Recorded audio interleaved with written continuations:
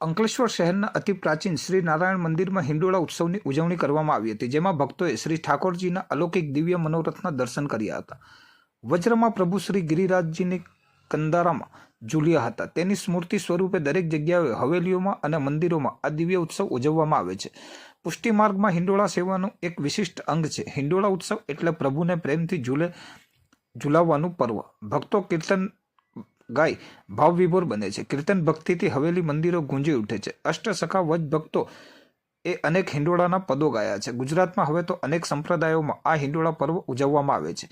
આ જ હિંડોળા ઉત્સવના ભાગરૂપે અંકલેશ્વર શહેર પંચાયતી બજાર ખાતે આવેલ અતિ પ્રાચીન શ્રી નારાયણ મંદિરમાં આજરોજ અનેક વિવિધ ફૂલોથી હિંડોળાને સજાવટ કરવામાં આવી હતી.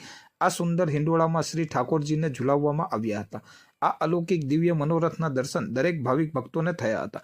આજે પણ વર્ષોથી પ્રભુ કૃપાથી પ્રાચીન રીત પરંપરા પ્રમાણે હિંડોળા ભરવાનો અને અષ્ટસખાના કીર્તન ગાયનનો દાદાજીનો વારસો શ્રી રજનીકાંત હીરાલાલ દેસાઈનો પુત્ર શ્રી કરણ શીતલકુમાર દેસાઈ સાચવે છે.